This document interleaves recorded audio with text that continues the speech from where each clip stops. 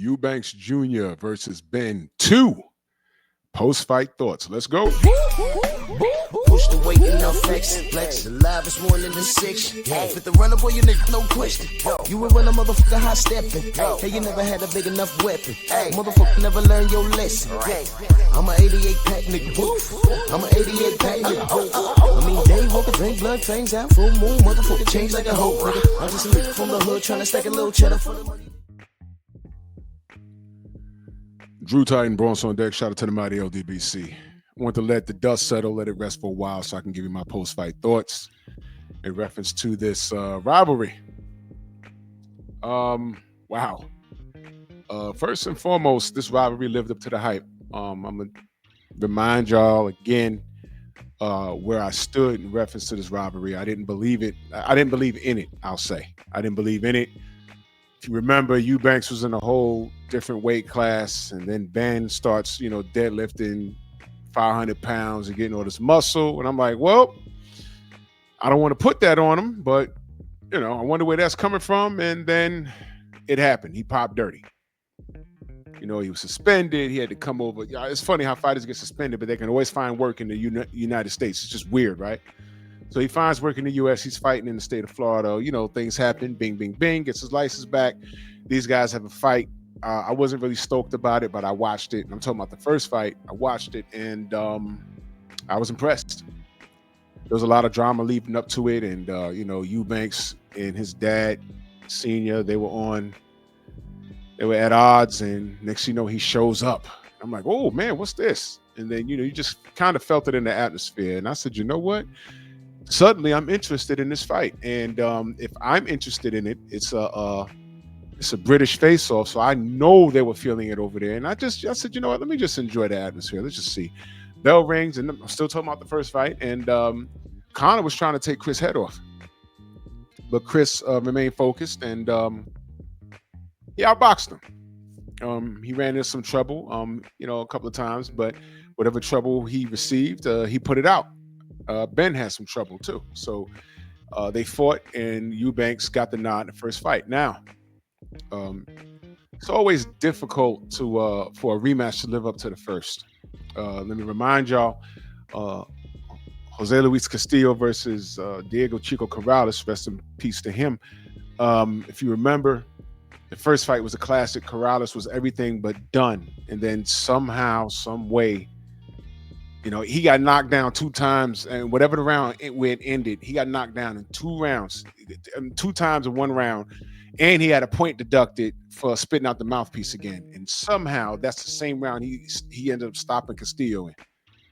I mean, that was, if you never saw that fight, the first fight, it was great. The second fight, it was a wash, but Castillo didn't make weight.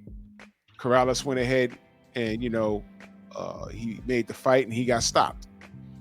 I think it was round 1 or 2, I forget, but it didn't live up. The rematch didn't live up to the first. I mean, a lot of y'all will say, "Oh, well, he was only off by half a pound or whatever." No, that's y'all really don't know what you're talking about. One fighter sacrificing eating what they normally eat. They're sacrificing sleep. They're putting their body through a rigorous training to make weight. And when one fighter comes in a pound over, a half a pound over, usually it means that they're not paying the same price. And they're hoping that the fighter that they're matching up against just says, okay, you know what, let's just make the fight. It's only a pound. Well, it's not the pound. One fighter was putting in the work and making a sacrifice all camp long, and the other fighter didn't put in as much of a sacrifice. Castillo just wanted that win back. That's all. And he got what he asked for. And when they asked for a third fight, Corrales said, why? The guy's not going to make weight. He's not going to make weight. Why? He ruined it. For what? And he wasn't scared of him. He already beat him before. But it was like, why? I'm not going to put myself through this rigorous training for this guy not to train as hard, not to make the same sacrifice. These guys come up here depleted. And as a sidebar, bodybuilders do the same thing. When you see them on that stage and they're smiling and flexing, what you don't know is they're at their weakest point. They probably can't even go backstage and bench press 135 pounds. They're dehydrated, and they're very weak. Some of those guys go backstage and pass out. But the person that doesn't make the sacrifice, they retain a lot of water weight, they're not as vascular, and they lose. So you have to make a decision. So weight is important. So leading up to this fight, without getting to all the rigmarole, from round 2, to me, Eubanks seemed tired. Now, y'all take that and do with it what you want. He seemed a little tired. He was a little sluggish. And Ben was outboxing him on the inside, you know. He was coming in with a laser jab, and Eubanks just looked out of sorts. I was wondering, was he sticking around? I was wondering, was he playing it safe to like smash the gas on Conor in the championship rounds? Because in the first fight, Conor was just all instinct, man. He was just throwing punches, but there was no steam on him. So I was wondering, was the part of the strategy was to do the same thing, take him into deep water, maybe round 9 through 12, and see what can happen. But I began to understand that was just Eubanks. I don't know what was going on with him. I don't think he didn't look out of shape, but you know, he just looked sluggish. And it's possible that a portion of him was left in the ring in the first fight. That's a possibility. I'm not sure. Last round 12, Ben throws a crushing right hand, and it hurts him. Hurts Eubanks, and he stumbles back. His arms go flailing in the air. I'm like, uh-oh. And he fell right on his behind. He got up, and Ben was on him. He was on him. He was trying to take him out.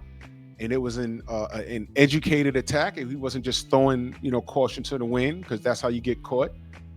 And he dropped him again. This is all in round 12. And I said, well, this is all they were. But you know what? Conor, there couldn't have been a knockdown in that fight. I had Conor way ahead. Man. He won the fight. And they made up. They shook hands. They made up. They said that this is the end of Conor said it's the end of the rivalry.